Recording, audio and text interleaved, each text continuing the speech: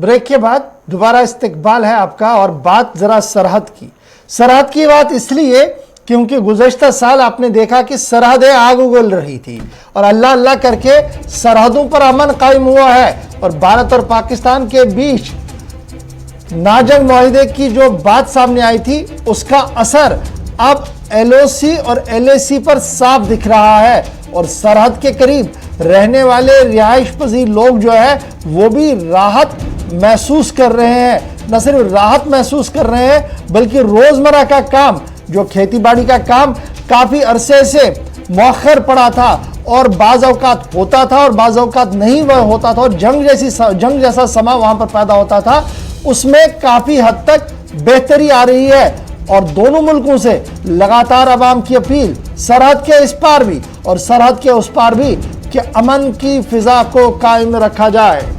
मौजूदा वक्त में भी आप देखेंगे तो इंटरनेशनल बॉर्डर से यानी बैनुल-अक़वामी सतह से लेकर बैनुल-अक़वामी बॉर्डर से लेकर दूसरी तरफ लाइन ऑफ कंट्रोल तक शुमाल मशरकी हिस्से के इस यूनियन टेरिटरी के कई ऐसे इलाके हैं जो कठुआ हीरानगर से लेकर शुमाली कश्मीर के करना, कुपवारा, गुरेज तक, और दूसरी तरफ आप देखेंगे तो सरहदी इलाका राजौरी, पुंछ में यहाँ पर भी पाकिस्तान के साथ सरहदी इलाके लगते हैं। लेकिन तकरीबन 3 माह का वक्त गुजरा है, इक्का दुक्का ऐसे वाक़यात रोनमा हुए हैं जहाँ पर इन्फिल्ट्रेशन की कोई कोशिश तो नहीं हुई, लेकिन BSF की तरफ से ये जानकारी दी गई इन 3 माह के दौरान कि कुछ लोग जो शायद जिनका दिमागी तवाज़ुन बिगड़ा था, इस तरह की 1-2 हलाकतें हुई हैं। मगर बाद में कुछ लोगों की तस्दीक भी की गई कि इन्फिल्ट्रेशन ऑफिशियली इस चीज़ की कंफर्मेशन नहीं की गई। मगर कुल मिलाकर 3 महीनों से तकरीबन इन सरहदी इलाकों के अंदर जिस तरीके से राहत की सांस लोगों ने ली है, शायद गुज़श्ता 30 वर्षों में ऐसा कम ही हुआ होगा। अभी इस वक्त ताज़ा तरीन सूरत हाल क्या है? 3 अहम इलाके, एक जगह इंटरनेशनल बॉर्डर जम्मू के अंदर सांबा पर, वहां भी आपको लिए चलेंगे। ऋषि खजूरिया हमारे साथ हैं, जमशीद मलिक राजौरी से हमारे साथ हैं, पुंछ की भी तफसीलात इनसे लेंगे। और नॉर्थ कश्मीर का वो एरिया जो किसी ना किसी वक्त 12 से 48 घंटों के बीच में आप देखते थे 2 या 3 बार यहाँ फायरिंग होती थी। न सिर्फ रिहायशी इलाकों में जब बिला इश्तियाल फायरिंग के दौरान नुकसान पहुंचता था, बल्कि मामूल का काम यहाँ पर बुरी तरह मुतासिर हुआ और कई जानें आज तक न सिर्फ ज़ाया हुई, रिहायशी मकानात तबाह हुए। पहले आपको शुमाली कश्मीर ही लिए चलते हैं। हमारे साथ इशफाक जो कि टंगदार से हमारे साथ इस वक्त ज्वाइन कर रहे हैं। बालाई हिस्सा है और सबसे अहम एरिया जहां पर कुछ दिन पहले आपको याद होगा कि भारत और पाकिस्तान की अफवाज आमने सामने आई।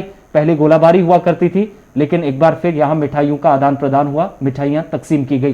पहले इशफाक आपके पास आते हैं। 3 माह मुकम्मल हुए हैं। 25 फरवरी 2021 के बाद आज 25 मई तक की सूरत हाल इस वक्त क्या कुछ है इस इलाके में? जी असद भाई, आज 3 महीने मुकम्मल हो गए हैं सीज फायर को, तो लोगों में खुशी का माहौल है। अगर मैं करना की बात करूं तो यहाँ पर सीज फायर वायलेशन से बहुत सी जानी व माली नुकसान पहुंचा है। यहाँ तामीर व तरक्की की बात करें, एजुकेशन सेक्टर की बात करें, तमाम के तमाम सीज फायर वायलेशन की वजह से मुतासर हुए थे। लेकिन जब से सीज फायर हुआ है तब से लोगों ने राहत की सांस ली है और तामीर व तरक्की का काम भी बिला खौफ जारी है। रिसेंटली हमने देखा हिंदुस्तान और पाकिस्तान की अफवाजों ने आपस में मिठाइयाँ एक्सचेंज की, उससे हमें लगा कि और जो हमारे रिश्ते हैं वो मजबूती की तरफ जा रहे हैं, जिससे लोगों में और खुशी की लहर दौड़ी। तो हमें उम्मीद है कि आगे आगे जाके इंशाल्लाह जो हिंदुस्तान और पाकिस्तान के रिश्ते हैं वो ठीक रहेंगे। एक चीज और भी बताइएगा, आज तकरीबन इन 3 महीनों के दौरान, क्योंकि ये क्रूशल टाइम है फसल की बुआई और कटाई का भी, तो क्या अब ये कहा जा सकता है कि 100% मामूल के मुताबिक कामकाज चल रहा है नजदीक जो जीरो लाइन पे एरियाज हैं वहां पर?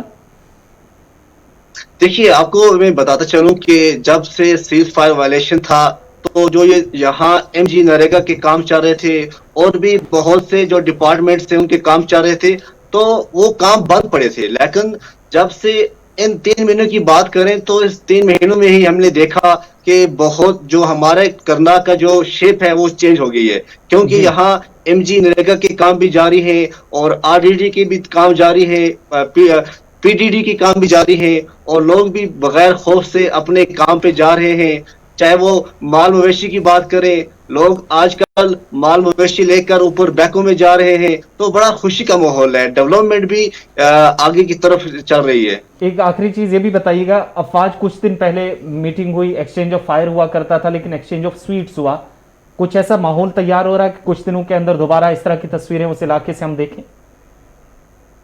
देखिए, जिस तरह हमने रिसेंटली देखा, बहुत से रिसेंटली जो चीजें हो रही हैं हिंदुस्तान और पाकिस्तान के दरमियान, इससे हमें यही दिख रहा है कि इंशाल्लाह जो आगे के जो दिन आने वाले हैं वो इंशाल्लाह अच्छे आने वाले हैं। बहुत बहुत शुक्रिया टंगधार से हमारे साथ रहने के लिए। इशफाक लोन हमारे साथ थे।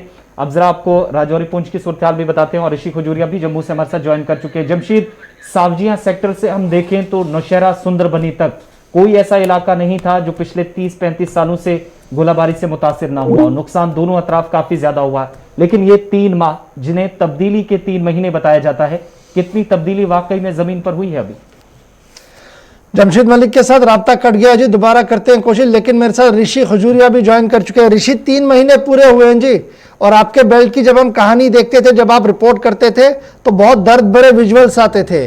किसान खेत में नहीं जा पा रहा था। आज आपके इस पूरे लाइन ऑफ कंट्रोल के इलाके के अंदर, एलएसी और एलओसी के आसपास के इलाके के अंदर अगर हम बात करें, तो किस तरीके की सूरत हाल है?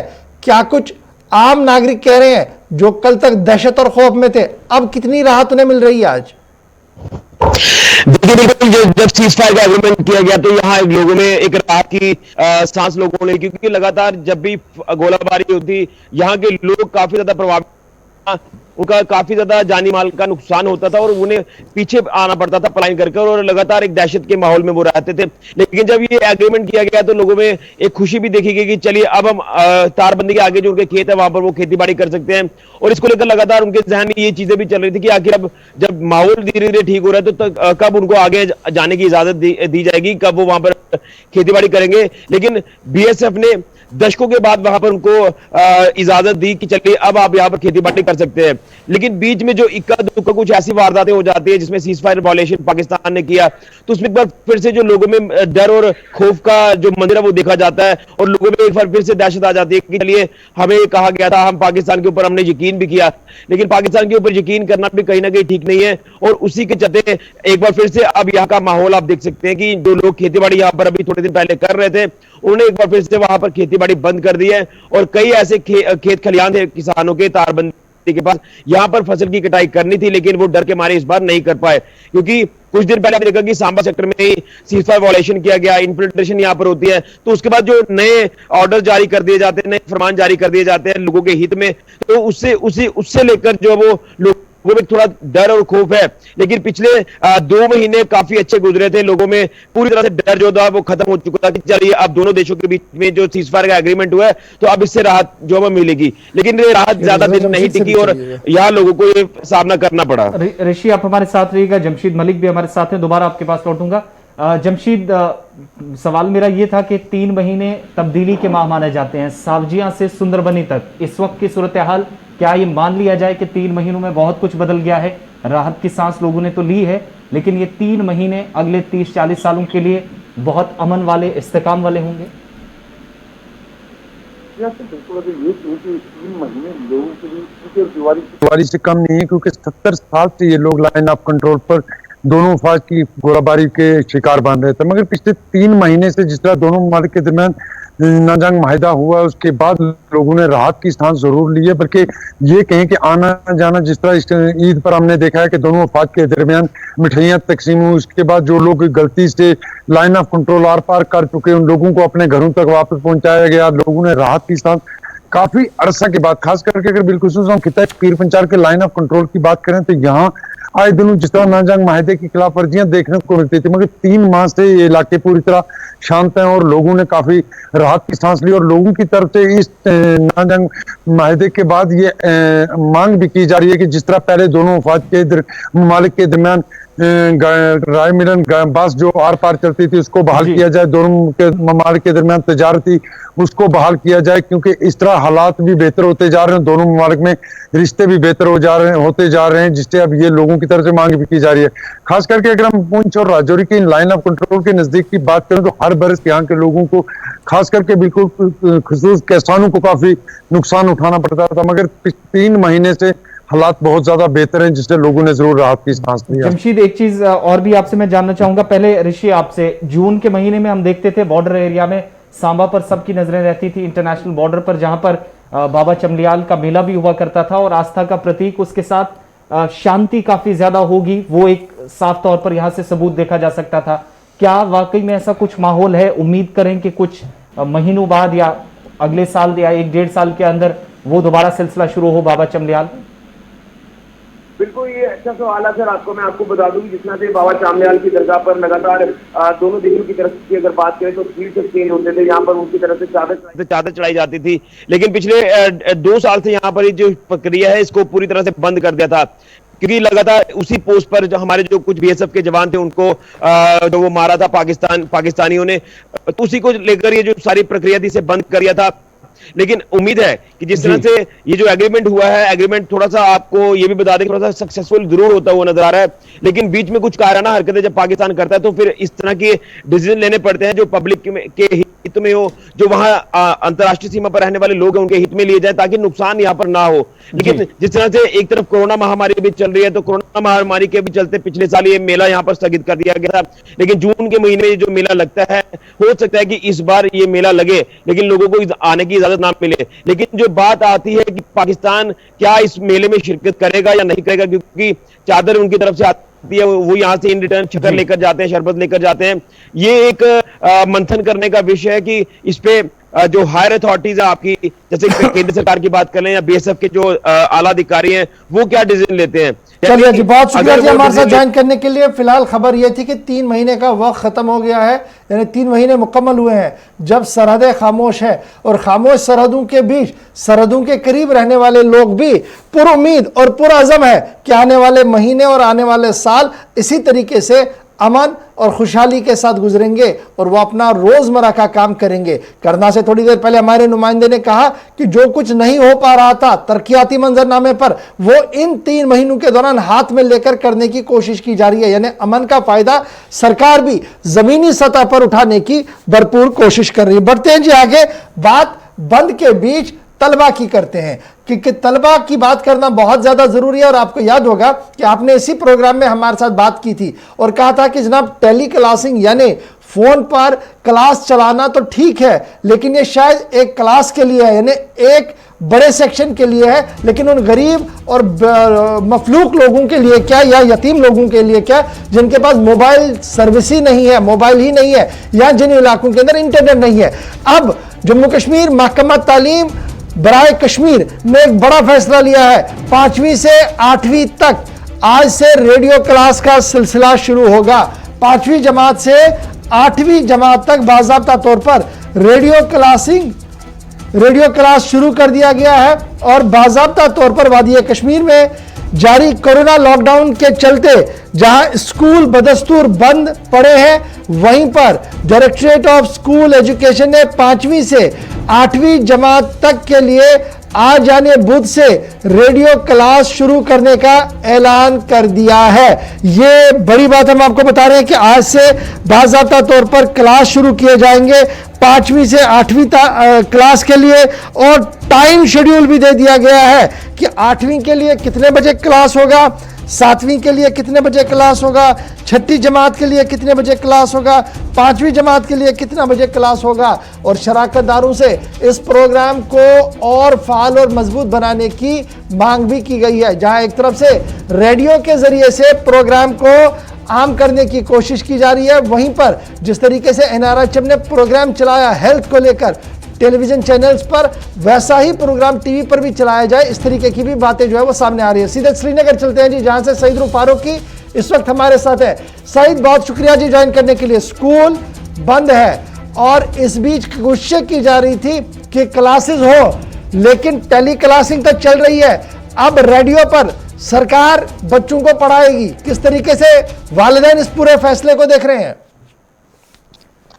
बिल्कुल इशफाक, क्योंकि अगर हम लास्ट ईयर की बात करें तो कहा गया था कि अब रेडियो के जरिए बच्चों को क्लास दी जाएगी, क्योंकि अब हर एक के पास स्मार्टफोन नहीं है, जिसकी वजह से बच्चों तक जो है ये सरकार की कोशिश नहीं पहुंचे। अब इस साल जो फैसला, अगर मैं इशफाक आपको बताऊं, लास्ट ईयर भी ये किया गया था, मगर इतनी ज्यादा कह सकते हैं कि उसमें इन्वॉल्वमेंट नहीं थी। आज सरकार ने पूरी तरह इन्वॉल्वमेंट की। अभी मेरी कुछ देर पहले डायरेक्टर कश्मीर से बात हुई है, डायरेक्टर एजुकेशन कश्मीर तसद्दुक़ मीर साहब से। उन्होंने कहा कि 10:30 बजे हमारा प्रोग्राम शुरू होगा और बाज़ाहिर तौर पर इसके लिए तैयारियां जो मुकम्मल की है, और अब कोशिश ये है कि हर एक तबके के लिए, हर एक बच्चे तक जो हमारी कोशिश है कि क्लास पहुंचे, टीचर जो है लेक्चर दे वो पहुंच पाए, क्योंकि हर फोन के जरिए तो हर एक तक नहीं पहुंच पाया जाता था। और आज 5वीं से लेकर 8वीं और 8वीं से लेकर 12वीं जमात के लिए जो सरकार ने फैसला लिया है, 1 तारीख से 1 जून से टीवी के जरिए, दूरदर्शन और ज्ञान टीवी के जरिए उन तक क्लासेस पहुंचाई जाएगी। अब कई लोगों ने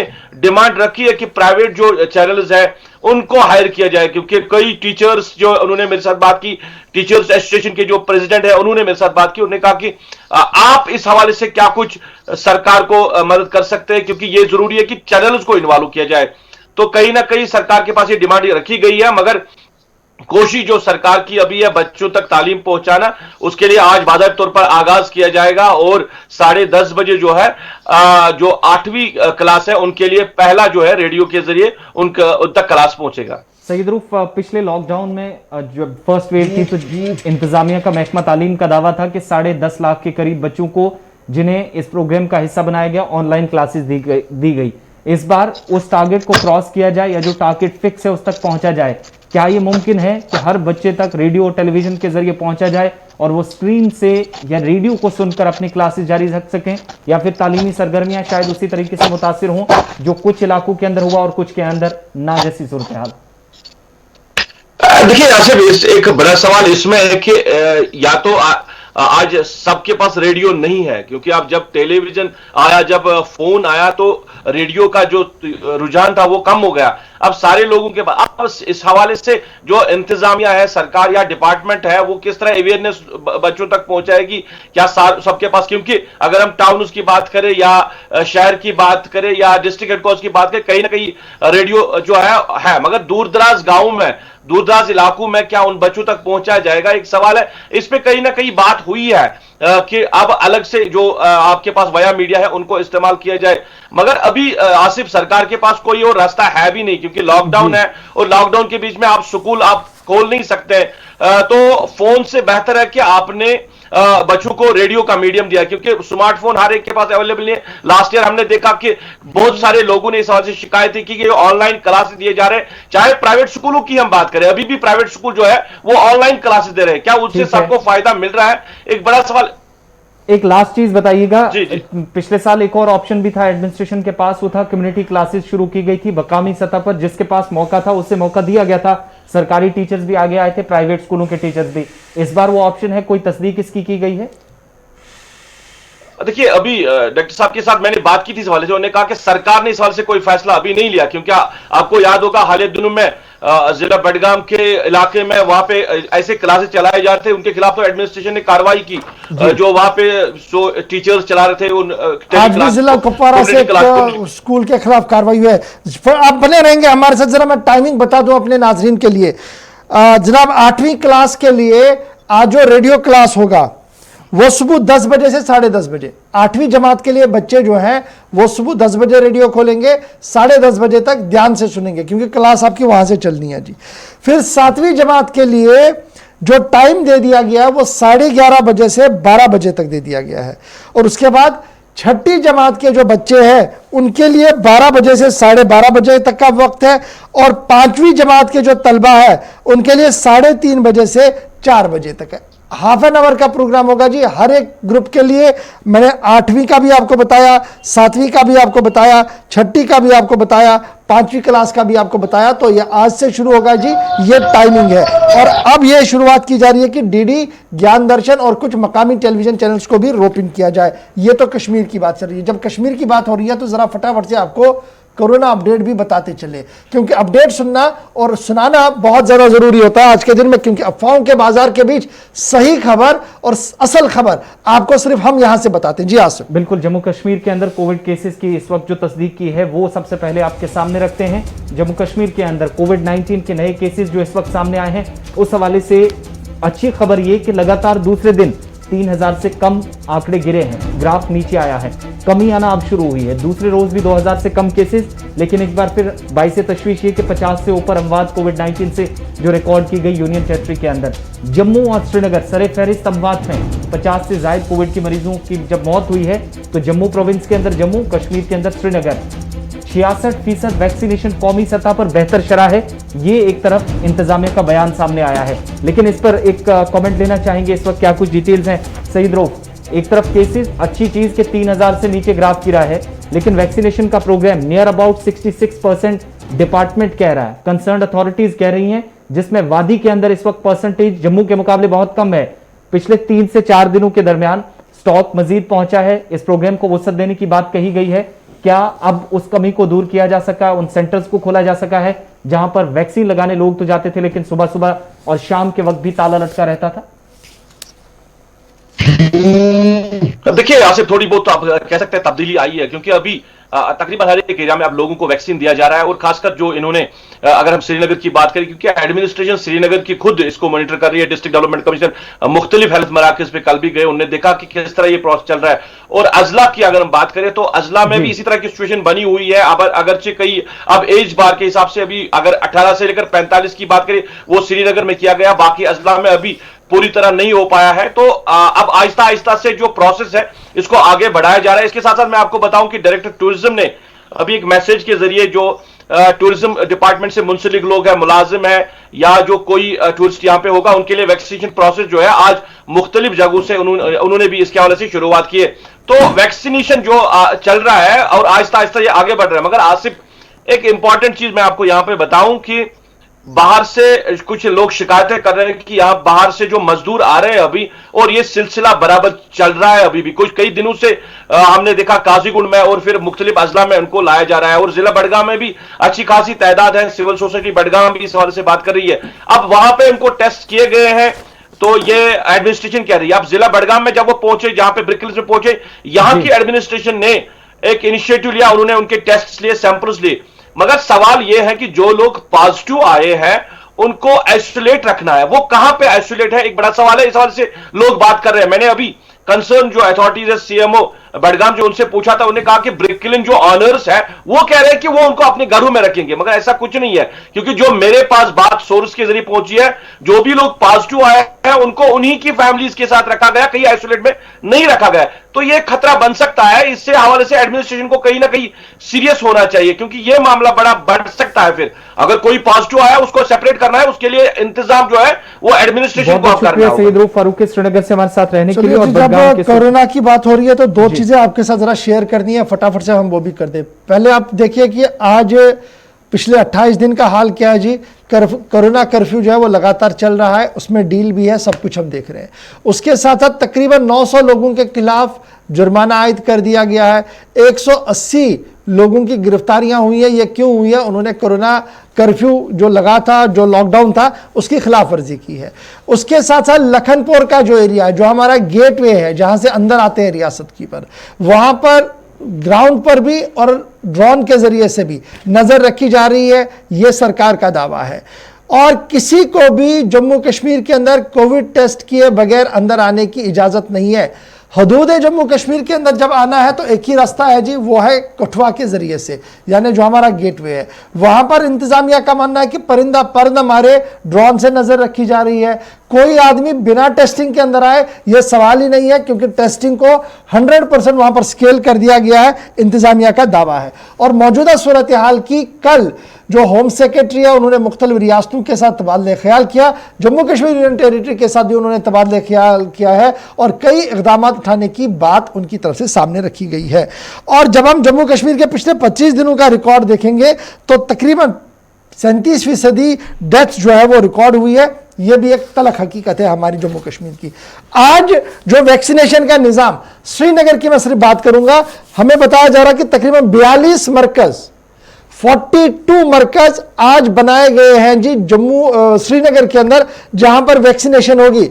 18 से 44 साल के दरमियान जो लोग होंगे उनकी वैक्सीनेशन आज 42 मरकज पर होगी। और ये 42 मरकज जो है ये श्रीनगर के अंदर होंगे, जिनमें शेर कश्मीर पार्क भी है, जिनमें जामिया मस्जिद निशात का एरिया है, जिनमें और सारे एरियाज है। इश्तिहार के जरिए से आज ये बात जो है वो सामने रखी गई है। डाउनटाउन को भी टच किया गया है, अपर टाउन को भी टच किया गया है, और 42 मरकज ऐसे हैं जहां पर आज किया जाएगा। हाई रिस्क के जो लोग हैं उनकी प्रायोरिटी रखी जाएगी आज के दिन में, यानी उनकी वैक्सीनेशन का अमल होगा। अब जो आपको अभी सईद रूप बता रहे थे कि डायरेक्टरेट ऑफ टूरिज्म ने क्या कुछ किया है, डायरेक्टरेट ऑफ टूरिज्म की जो इत्तला हमारे पास आई है उसके हिसाब से जितने भी टूरिज्म के साथ वाबस्ता एहलकार हैं, यानी जो भी स्टेक होल्डर्स है, शराकतदार है। अब ये शराकतदार कौन है जी, इसमें ये वजाहत होनी चाहिए। तो वजाहत ये है कि होटलियर्स जो है, यानी होटल मालिकान और होटल के अंदर काम करने वाले लोग, सारा अमला। उसके बाद रेस्टोरेंट ओनर्स और रेस्टोरेंट के अंदर काम करने वाले लोग, चाहे वो वेटर है या कुक है या जो भी है, या फ्रंट ऑफिस में बैठने वाला आदमी है, उसे भी कहा गया कि वो भी जनाब इस फहरिस्त में आ सकता है, स्टेक होल्डर में। तीसरी बात, शिकारा वालाज, हाउस बोट ओनर्स और उसके साथ साथ जो हाउस बोट के अंदर लोग रह रहे हैं, उनके लिए आज खसूसी टीकाकारी मुहिम होगी। कहां पर होगी जी? टीआरसी के अंदर होगी, जो मैंने पहले आपको बताया। निगीन कल्ब के अंदर होगी, नेहरू पार्क के अंदर होगा। यह भी आज इंतजामिया की तरफ से साफ कर दिया गया है। उसके साथ साथ अनंतनाग और पहलगाम के अंदर भी इस तरीके का बंदोबस्त किया गया है कि वहां पर भी यह हो सके। बारामुल्ला और टंगमर्ग के अंदर भी इस तरीके का जो निजाम जो है वो कायम किया गया है, और इन शराकतदारों से अपील की गई है कि वो वक्त मुकर्ररा पर आकर टीकाकारी के मुहिम को यकीनी बनाएं। यह तो खबर है जनाब सरकार की, लेकिन अस्पतालों का हाल क्या कुछ है? और लगातार शिकायतें मौसूल हो रही है कि सीनियर डॉक्टर अस्पतालों के अंदर दिखाई नहीं दे रहे हैं। रूटीन वार्ड के अंदर जो सुबह चेक होता है, जो रूटीन चेकअप होता है, उसमें सीनियर डॉक्टर अब आते नहीं है। लगातार इस तरीके की शिकायतें आ रही हैं, और ये शिकायतों का अजाला करने के लिए हुकूमत ने भी अब संजीदा कदम उठाए हैं। आपको याद होगा लेफ्टिनेंट गवर्नर साहब ने गुज़श्ता दिनों क्या कुछ कहा था कि जनाब जितने भी सीनियर डॉक्टर्स हैं वो अवेलेबल रहेंगे अस्पताल के अंदर, कोरोना से के पेशेंट से भी वो बात करेंगे, और साथ साथ रूटीन में जो उनका अपना काम है ओपीडी का वो भी देखेंगे। अब ओपीडी है नहीं तो टेली मेडिसिनिंग का सिलसिला शुरू किया गया था। शिकायतें बहुत ज्यादा ये आ रही है कि श्रीनगर के अक्सर सरकारी अस्पतालों के अंदर सीनियर मोस्ट डॉक्टर अपने रोस्टर को वायलेट करते हुए देखे गए हैं।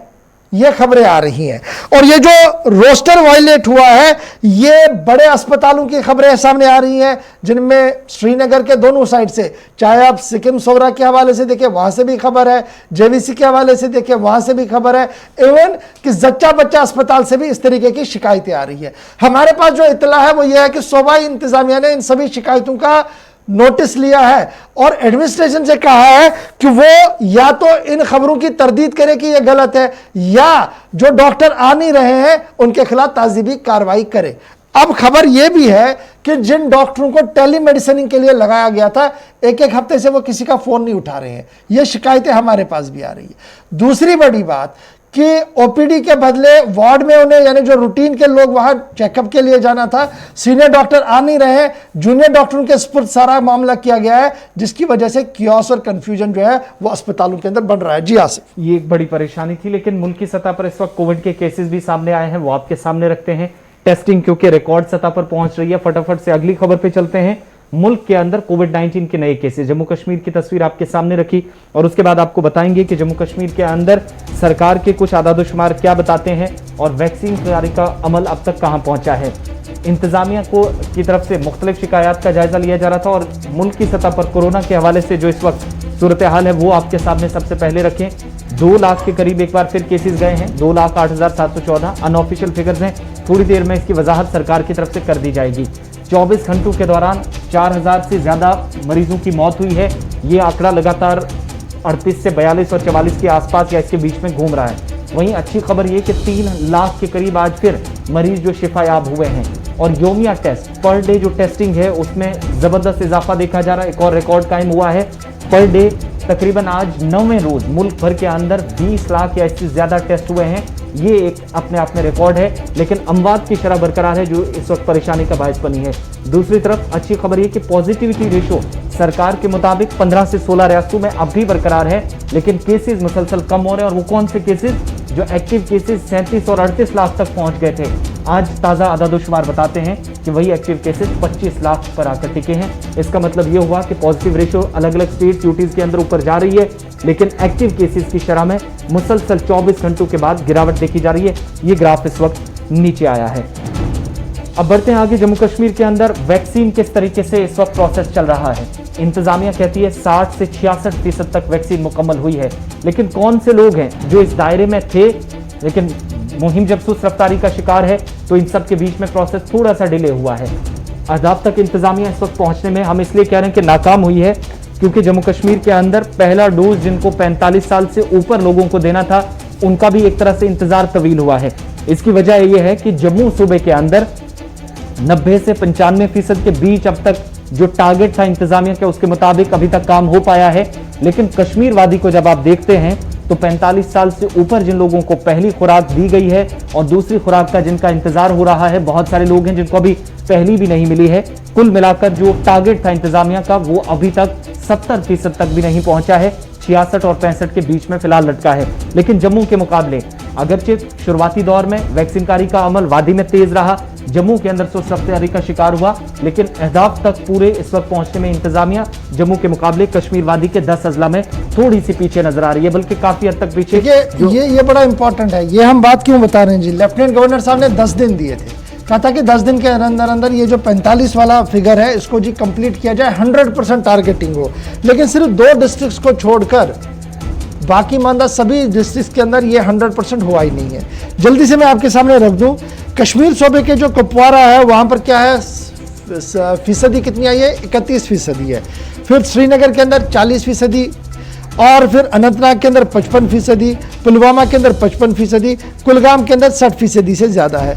जबकि जम्मू की अगर आप बात करेंगे तो जम्मू के अंदर भी कोई ज़्यादा तब्दीली नहीं है, कोई 100% टारगेट कहीं पर भी नहीं हुआ। लेकिन कुल सूरत हाल जब आप जम्मू सूबे की देखेंगे तो ये 94% आ रही है और 60% कश्मीर के अंदर आ रही है।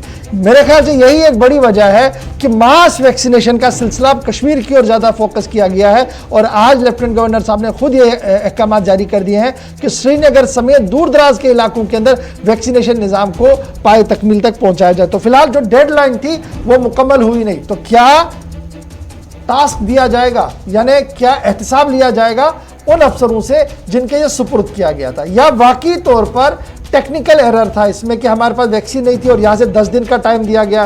तो जिन लोगों ने लेफ्टिनेंट गवर्नर साहब को यह कहा था कि सर आप 10 दिन के अंदर अंदर कर देंगे, क्या उससे कोई जवाब तलबी होगी कि क्यों एट द हाईएस्ट चेयर को मिसलीड किया गया? हमारी नज़र में हो सकता है ये सारा ठीक भी हो, लेकिन जो हम एनालिसिस कर पा रहे हैं खबर की वो ये है कि अफसरशाही जो है, जो रेड टेपिज्म है, वो कहीं ना कहीं लेफ्टिनेंट गवर्नर साहब को सही आदाद-ओ-शुमार नहीं दे रहे हैं, लेफ्टिनेंट गवर्नर साहब को ज़मीनी सूरत हाल से दूर रख रहे हैं और कभी कभार ऐसे बयानात भी दिलवाते हैं जो फिर ज़मीन के साथ मेल नहीं खाते हैं। और ताज़ा मिसाल आपकी ये 10 दिन की है। मैंने पहले ही दिन कहा था कि 10 दिन के अंदर अंदर ये मुकम्मल होगा ही नहीं, और लगातार मैंने 2-3 दिन से आपके सामने आंकड़े रखने की कोशिश की थी। आज फिगर एक बार फिर हमने आपके सामने रख दिए। 10 दिन मुकम्मल हुए, 100% टारगेट हुआ नहीं, सिर्फ 2 डिस्ट्रिक्ट के अंदर जम्मू कश्मीर के अंदर 100% टारगेट को मुकम्मल किया गया। लेकिन उसके बावजूद भी सलाम उन फ्रंटलाइन वर्कर्स को जो सुबह शाम हमारे लिए खड़े रहते हैं। अब हमारी बारी है कि हम भी कुछ करें,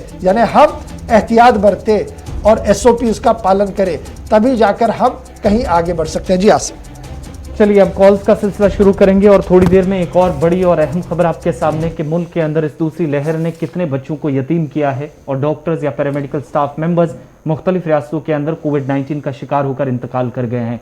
आदादुशुमार क्या बताते हैं, रिपोर्ट थोड़ी देर में आपके सामने रखेंगे, लेकिन उससे पहले कॉल्स का सिलसिला शुरू करेंगे। पहले कॉलर हमारे साथ हैं और जब भी आप कॉल करें फीडबैक प्रोग्राम को लेकर जरूर दें, लेकिन उसके साथ साथ टीवी की आवाज़ कम रख के अपनी बात हम तक 1 मिनट के अंदर कोशिश करें कि पूरी हो पाए। बहुत शुक्रिया आप सबका। पहले कॉलर हमारे साथ, कहां से कौन सा, अपना नाम बताएं। हेलो हेलो, अस्सलाम वालेकुम। वालेकुम अस्सलाम। जाहिद अहमद जी,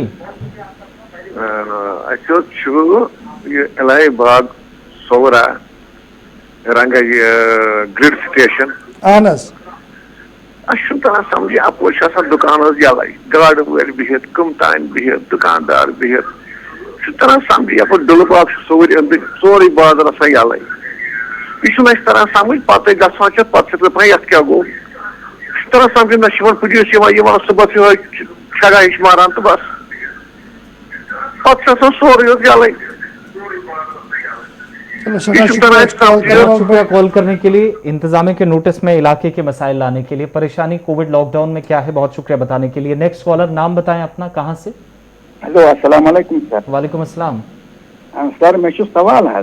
जी जी वन लॉकडाउन मज तबका जिस्मानी तौर मौजूद यानी डिसेबल पर्सन अहनस बिचार गई मार ना खेन चेनस नंबर क्या अम खतर गोस स्टेप तुलने यून वन मंथली रोपये 700 या 1000 यह वक्त पे मिलान मेहरबानी कर मेन यह गुजारिश वात तो लेफ्टिनेंट गवर्नर।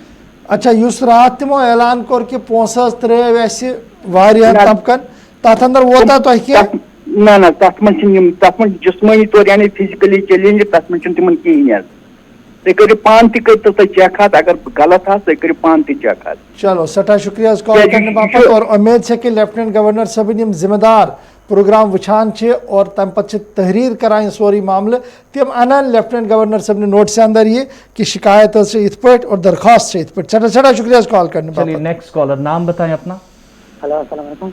वालेकुम अस्सलाम। बहुत उमर हमदा खबर साकर माइज पे आज करो ऑर्डर पे फोन जी अच्छा ये गाट ये दिवान 4 किलो नफर पमत बेकन से ओट खान इसना एज दिवान ये दबा अच्छा माखलो इसने लोकन दिवान ये खेवा पान ब्लैक कनान इस क्या करोगा? आपकी आवाज बहुत कम आ रही है, आपकी बात हम सुन नहीं पाए हैं। कोशिश करें दोबारा कॉल करें, अपनी बात रखिएगा। नेक्स्ट कॉलर, नाम बताएं कहां से? हेलो जी सलामकुम गवर साहब। वालेकुम अस्सलाम व रहमतुल्लाह। गवर साहब नमस्ते। तो आपका फिक्री मिशन था फिक्री जैन के राजधानी कच्चे वनस सजा सेंटर में सजा जम्मू कि सजा श्रीनगर कुछ राजधानी जैन के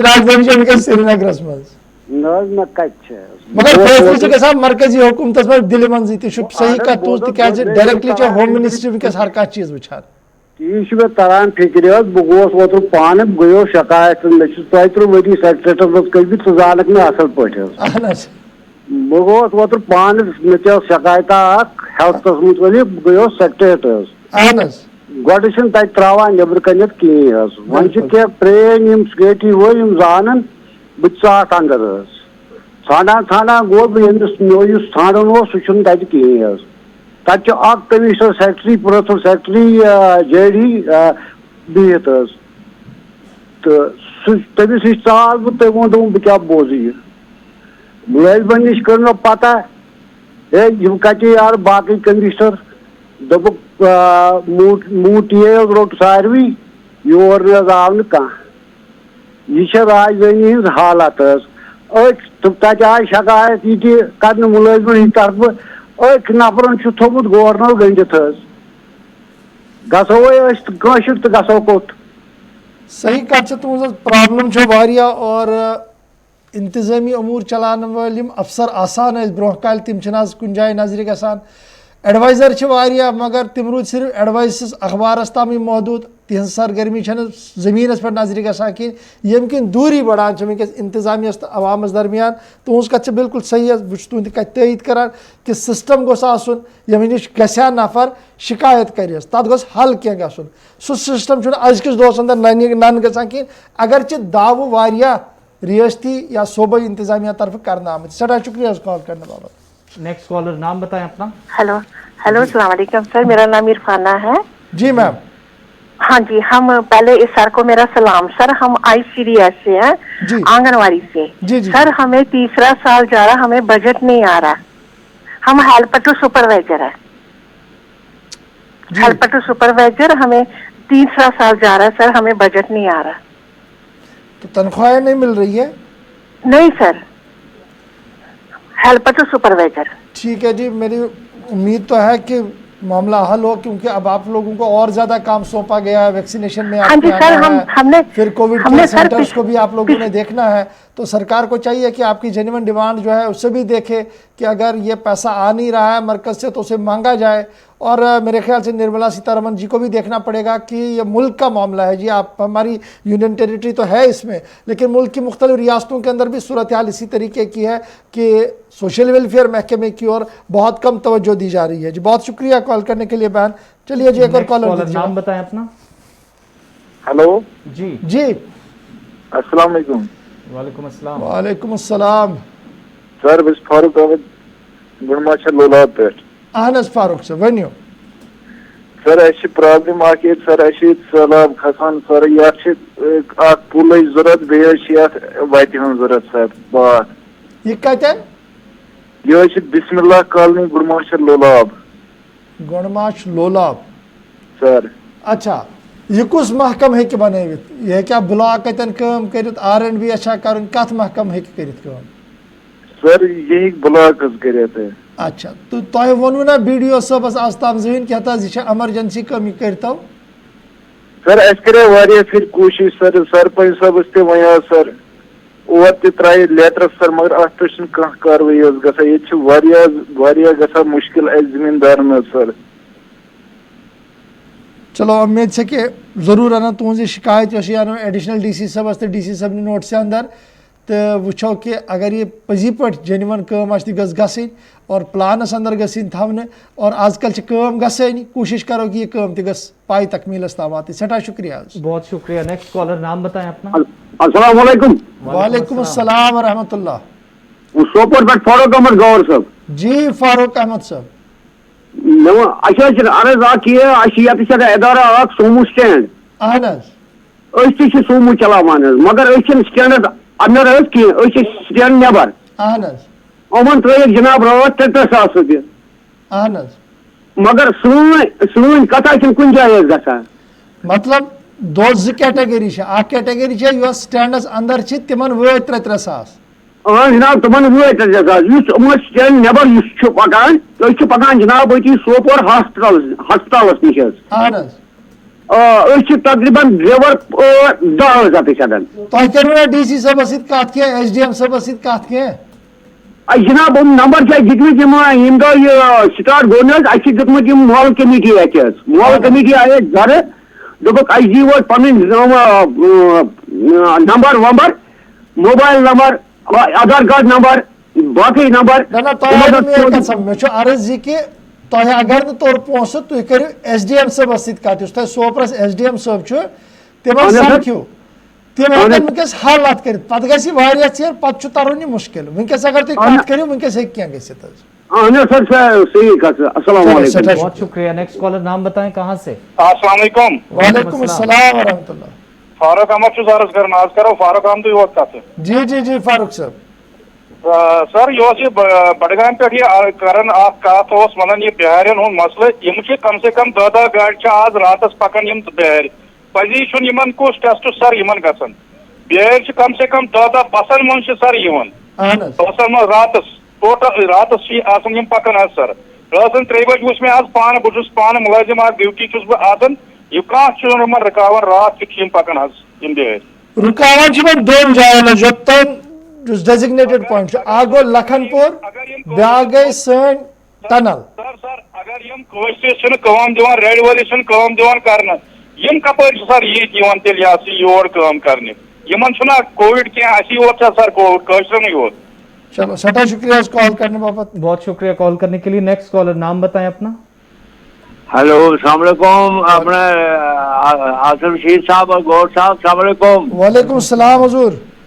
मैं मुजीब मीर सीनियर सिटीजन बटोद से मैं पहले भी जनाब से अर्ज कर चुका हूँ कि हमारा ये टाउन बटोद में ये लिंक रोड जो बनाई है ये स्लैड एरिया बन चुका है, आगे तोड़ पीछे त्रटी चोड़, तो ये डिवीजन रामन जो R&B है इनको रिक्वेस्ट करें जनाब को यहाँ मेहरबानी करके इसको नजर मारें। दूसरा नंबर है अमर चश्मा टू नत्था टाप एक रोड बनाई है वो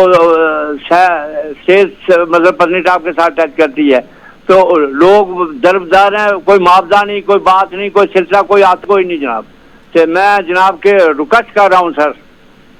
चलिए जी, मैं मजीद साहब ज़रूर आपके डीसी साहब की नोटिस में लाएंगे जी दोनों इश्यूज़ को, और कोशिश करेंगे कि हल हो, कुछ ना कुछ आपको लगे कि आपने कॉल किया और कहीं पर इसका असर हुआ है। मैं कोशिश करूंगा कि हमारी जो टीम है रामबन की वो भी एक्टिव हो जाए और वो भी ज़रूर। ये लिंक रोड कौन सा बताया आपने? ये मीर मोहल्ला बटोत में जो लिंक रोड है सर, ये भी स्लाइड एरिया बन चुका, पूरा मोहल्ला ही सारा नीचे चल जाएगा। क्या फायदा, कोई आता ही नहीं, देखता ही नहीं है। R&B डिवीजन रामबन को रिक्वेस्ट करनी है सर। बिल्कुल जी, आज डीसी साहब से हम रिक्वेस्ट करेंगे जी जरूर, और R&B को भी बता देंगे ताकि यह मामला जो है वो हल हो सके। बहुत शुक्रिया। नेक्स्ट कॉलर, नाम बताएं अपना। हेलो जी, कहाँ से? हेलो, अस्सलाम वालेकुम। वालेकुम अस्सलाम। मैं दरिया से बोल रहा हूँ जी। जी जी बताएं। हाँ जी, ये जो हमारा ब्रिज है यहाँ पे, ये टूटा फूटा है, बीच में से इसमें वो सराब पड़े हुए हैं। कल एक प्रेगनेंट लड़की को लेना था हॉस्पिटल, और वो बेचारी मेरे उस लोग ना, ये बिमना वाला ब्रिज जो खुमैनी चौक के साथ मिल रहा है जी, ये बड़ा ब्रिज जो है बाईपास के साथ, ये बाईपास के साथ जो ब्रिज है ना बड़ा वाला। जी जी जी जी, मेरा वो है जो बिमना को पार वाले एरिया से मिलाता है ब्रिज। जनाब जनाब, तो उसमें दरारें पड़ी हुई है। कल एक प्रेगनेंट लेडी को लेना था हॉस्पिटल, वो बेचारी वहीं उसने डिलीवरी दे दी, उतने जंप लग रहे हैं उसमें। मेहरबानी करके इसमें कोई नजरसानी कर। जरूर जी, आज ही डिप्टी कमिश्नर साहब की नोटिस में लाएंगे और बताएंगे उनकी, एक बार जरा देखें कि ये तो अहम तरीन राब्ता है जी दो इलाकों के बीच में, यानी अपने बडगाम जाना है, नारबल जाना, तो ये एक बड़ा अच्छा राब्ता बन सकता है वहाँ से। और अगर ये पुल टूटा हुआ है, इसमें शगाब पड़े हैं और उसको ठीक नहीं किया जा रहा है, तो ये तो एक बड़ी लापरवाही है। आज ज़रूर हमारी कैमरा टीम भी जाएगी और इंतजामिया की नोटिस में भी इस बात को लाया जाएगा, इसको ज़रा मॉनिटर कीजिएगा। चलिए जी, बहुत शुक्रिया। नेक्स्ट कॉलर, नाम बताएं अपना। हेलो हेलो जी, कहाँ से, कौन सा बात कर रहे हैं? सर जी, मैं सुरेश भट्टभाई बोल रहा हूँ उधमपुर से। जी जी बताएं। हेलो, बताएं बताएं, हम सुन रहे हैं। सर ऐसा है कि मैं गुलिस्तान न्यूज आगे भी देखा हूँ, ये जो आपके नीचे टाइटल कहते हैं ना उर्दू में जी, न्यूज के नीचे जो आपके खबरनामा चलते थे उर्दू में चलता है जी। अच्छा, तो अगर उसको आप हिंदी में कर दे तो, क्योंकि मैं उर्दू को नहीं समझ पाता हूँ, तो चलो वो तेरा मैनुअल सबके लिए बड़ा अच्छा रहेगा। बिल्कुल जी, मैं आपको जी आपकी नोटिस में ले आऊं। हम दोनों बुलेटिन चलाते हैं, कश्मीरी में भी चलाते हैं, हिंदी में भी चलाते हैं, उर्दू में भी चलाते हैं, पंजाबी में भी चलता है, डोगरी में भी चलता है जी। मैं मानता हूँ, मैं आपकी बात में समझ रहा हूँ। तो एक रिक्वेस्ट आपसे हो रहा है जी, वो जो आपका उधमपुर का कॉरेस्पॉन्डेंट है वो सरदार साहब है, मैंने उनको देखा हुआ है वैसे जी, आप उनको मेरे नंबर पहुंचा सकते हैं, क्योंकि मैं भी सारा दिन टीवी देखता हूँ, बूढ़ा हो गया हुआ है, तो काफी कमेंट्स मेरे दिल में भी आते हैं, ताकि वो टीवी के वो मैं बता पाऊँ। जरूर आपके साथ वो राब्ता करेंगे जी, आप रहनुमाई कीजिए उनको बताइए कि आप इलाके के अंदर क्या कुछ हो सकता है। वो नौजवान है, जरूर काम करेंगे जी आपके इलाके के लिए, आपकी आवाज को उठाएंगे वहां से जरूर। नहीं, उनका नाम क्या है जो सरदार साहब उधमपुर से आपके कॉरेस्पॉन्डेंट है? किशोर शर्मा है। किशोर शर्मा, आपने कौन सा एरिया बताया? ये चकमोड़ चोपड़ा चौक उधमपुर। ठीक है जी, ठीक है। किशोर शर्मा नाम तो से आप प्लीज अगर हो सके तो आप प्लीज। बहुत शुक्रिया जी कॉल करने के लिए। किशोर से आप जरूर राब्ता करें, गुलिस्तान न्यूज नुमाइंदा, और आपकी बात वो हम तक जरूर पहुंचाएंगे। नेक्स्ट कॉलर, नाम बताएं अपना। हेलो जी, कहाँ से, कौन साहब? अस्सलाम वालेकुम। वालेकुम अस्सलाम। बाकीपुरा त्राल से। जी जी बताएं। सर एक्सप्रेशन आब यवन वो वारे कॉल कर इवन कॉल इवन व्हाट्सएप में वो अगर विनती कि ये वारे गरम मोटर लागन इन हेकन विनती के बाकी कर आब यवन मजा प्रॉब्लम आज हेकन मतलब वो आब यवान मगर मोटर लागान तम अंदर टेल एंडस पे तमिस आब वातान। अहन रिक्वेस्ट एग्जान कि अगर मुलाजिम कम खतर हरी परी स्कीम कम से कम लगन खर्च 20 लाख 15 लाख तनख्वाह मुलाजिमन, मगर एक्शन क्या खुदगर्ज नफर तम अफसर जान तम हेकन बाकी वन कि पत गर टोटल 3 आब यवन।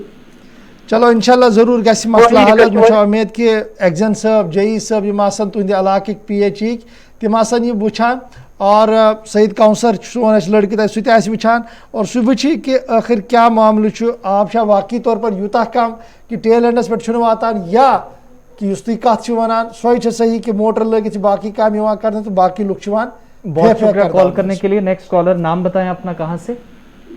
अस्सलाम वालेकुम। वालेकुम अस्सलाम। मोहम्मद अल्ताफ साधुना से अर्ज कर रहा हूँ। जी अल्ताफ साहब, मेरी तरफ से आपकी टीम को मुबारकबाद। आप जो ये न्यूज चलाते हैं कोविड के बारे में, लोग बहुत परेशान है, आपने डॉक्टर साहिबान को लाया है, बहुत अच्छा काम किया आप। चलिए बहुत शुक्रिया जी इसके लिए।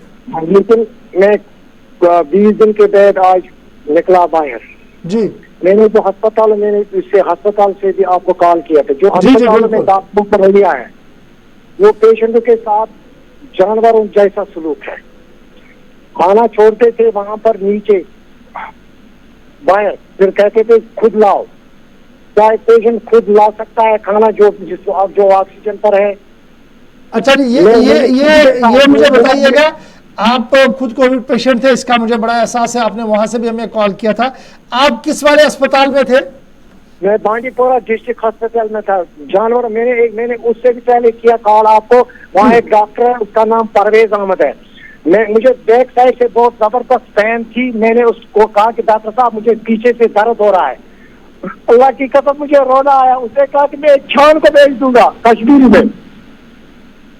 बहुत कुछ मुझे मैं मेडिकल प्रोफेशनल से हूँ, मुझे 35 साल के एक्सपीरियंस है, लेकिन मैंने खुद फिर इंजेक्शन लेकर खुद बाहर से खुद लगाया इंजेक्शन अपने आप को खुद। फिर मैंने वोल्वेरान इंजेक्शन बाहर से लाया, खुद लगाया। ये मेरे से हाल है। मुझे 35 साल के एक्सपीरियंस है, मैं 45 साल का हूँ। बहुत शुक्रिया जी कॉल करने के लिए। आपका मामला पहले भी नोटिस में लाया गया था और इंतजामिया अब भी अगर इस तरह के मामलात को शायद संजीदगी से इन पर गौर नहीं करती तो इससे बहुत बड़ी शिकायतें हैं जी। अस्पतालों में बड़े डॉक्टर ना होना एक बड़ी परेशानी है। इसलिए मैं तो कह रहा था कि हेड ऑफ डिपार्टमेंट्स और सीनियर डॉक्टर जो है उनको अस्पताल के अंदर जवाबदेह बनाइए, बड़ा ज़रूरी है जी। बहुत बड़ी परेशानी होनी है आगे आने वाले दिनों में अगर इसी तरीके से मामला चला। और ये पहली शिकायत नहीं है, बड़ी शिकायतें जी आ रही है हमारे पास। और मैं बड़े अदब के साथ अतुल ढिल्लों साहब की नोटिस में इस बात को ला रहा हूँ कि बराए करम अस्पतालों के अंदर अपनी टीम भेजिए, जो जिसे आप भेजना चाहते हैं। देख लीजिएगा क्या हो रहा है। आप जब जाते हैं तो एक मैसेज जाता है कि जनाब कमिश्नर साहब आ रहे हैं, तो आनन फानन में बड़ी चीज़ें अरेंज की जाती है। कभी कभार बराए करम बिना बताए भी जाइएगा, फिर देखिएगा आम लोगों से बात करके कि किस मुसीबत में कोविड पेशेंट वहाँ पर है और किस मुसीबत में आम लोग भी वहाँ जा रहे हैं और रुक रहे हैं, और बड़े डॉक्टर किस तरीके से बात कर रहे हैं। बराए करम इस चीज़ को ज़रा नोटिस में लाए, बहुत बड़ी परेशानी इस वक्त हो रही है अस्पतालों से जी। चलिए कॉल्स का सिलसिला रोकते हैं और इस बीच बड़ी खबर एक और आपको बताएं कि मुल्क की सतह पर दूसरी लहर जो कोविड की है इसके बीच कितना बड़ा नुकसान मुल्क को हुआ। पिछले 55 दिनों के आदाद-ओ-शुमार मरकजी वजारत की तरफ से जारी किए गए हैं। 577 बच्चे पूरे मुल्क के अंदर यतीम हुए हैं। मरकजी वजारत की तरफ से जानकारी दी गई है कि तमाम रियासतों और यूनियन टेरिटरी से वो राब्ते में है। स्मृति ईरानी जो कि मरकजी वजारत की तरफ से जब बयान जारी किया गया है तो उनकी तरफ से ट्विटर पर भी जानकारी दी गई है। बच्चों और ख़वातीन के हुकूक के लिए काम करने वाली जो विंग है, जो वजारत है, women and child development ministry, और इसकी जो वजीर हैं स्मृति ईरानी, उनकी तरफ से ये कहा गया है कि तमाम रियासतों में और यूनियन टेरिटरीज के अंदर 1 अप्रैल से लेकर गुज़श्ता रोज 2 बजे तक की रिपोर्ट्स बताती हैं कि कोविड की दूसरी लहर में 55 दिनों के अंदर कुल मिलाकर 577 बच्चे यतीम हुए हैं। एक तो ये बताया गया। दूसरा ये कि वजारत के पास फंड्स की किसी किस्म की कोई कमी नहीं है। सभी अजला में मुतासिरीन को इमदाद फराहम की जाएगी। बच्चों के बहबूद के लिए, उनके वेलफेयर के लिए इस वक्त वजारत के पास पूरा पैसा मौजूद है, ये भी जानकारी दी गई है। यहाँ तक कि यूनिसेफ के साथ, सभी शराकतदारों के साथ और सभी रियासतों की इंतजामिया के साथ मरकजी वजारत राब्ता कर रही है। जिन जिन इलाकों के अंदर मुतासरा बच्चे हैं, जिन जिन अजला में बच्चे यतीम हुए हैं, इन 577 बच्चों को और उससे पहले भी उनको तरजीह बुनियादों पर सरकार की तरफ से उनकी तालीम से लेकर उनके रहन सहन और जब तक वो हैं तब तक उनको सरकार की तरफ से कोशिश की जा रही है कि उन्हें इमदाद दी जा सके, माली मदद की जा सके, ये वजारत की तरफ से कहा गया है। साथ ही कई इलाकों के अंदर ये भी वजारत की तरफ से जानकारी दी गई है कि जब वो राब्ते में हैं तो इस वक्त वजारत की जो सेक्रेटरी हैं राम मोहन मिश्रा, उनने ये कहा है कि इस मिशन को मजीद आगे बढ़ाते हुए वजारत की तरफ से 10 वन स्टॉप सेंटर्स, ऐसे सेंटर्स कायम किए जाएंगे जिनका मतलब ये हुआ कि बच्चों के या खवातीन के खिलाफ जो इस वक्त जुराइम हो रहे हैं या क्रिमिनल केसेस में देखा गया है कि बच्चों और खवातीन को निशाना बनाया गया है, वजारत उस पर भी काम कर रही है। उसके लिए 10 वन स्टॉप सेंटर्स बनाए जाएंगे। कोविड-19 से लेकर खवातीन के खिलाफ, बच्चों के खिलाफ हो रहे जुल्म, तशद्दुद या किसी तरह की बर्बरियत, उन्हें अगर अजियत पहुंचाई गई, इस हवाले से Bahrain, Kuwait, Oman, Qatar, UAE, Australia, Canada और सिंगापुर के अंदर ये 10 सेंटर्स जो है कायम किए जाएंगे। यानी सिर्फ हिंदुस्तान के अंदर नहीं, हिंदुस्तान से बाहर भी बच्चों तक पहुंचने की कोशिश हो रही है। और साथ ही बड़ी अहम जानकारी दी गई है स्मृति ईरानी की तरफ से कि 55 दिनों के अंदर 577 बच्चे यतीम हुए हैं और सभी डिस्ट्रिक्ट के साथ मरकजी वजारत राब्ते में है। उनकी तफसीलात ली जाएंगी और जब तफसीलात तलब करके उन बच्चों तक पहुंचने की कोशिश की जाएगी। यूनिसेफ से लेकर जिला इंतजामिया तक इस वक्त मरकजी वजारत सभी स्टेक होल्डर्स के साथ राब्ते में। चलिए प्रोग्राम को वाइंड अप करते हैं। स्टूडियो की घड़ियां आगे जाने की इजाजत नहीं दे रही, लेकिन गुलिस्तान न्यूज पर आप दिन भर हमारे साथ रहेंगे। खबरों, तज्जियों, तबसरों का सिलसिला जारी रहेगा। एग्जीक्यूटिव एडिटर इशफाक गौहर के साथ मुझे आप इजाजत दीजिए। प्रोग्राम को लेकर हमेशा की तरह अपना फीडबैक हम तक पहुंचाते रहिए। अल्लाह हाफ़िज़।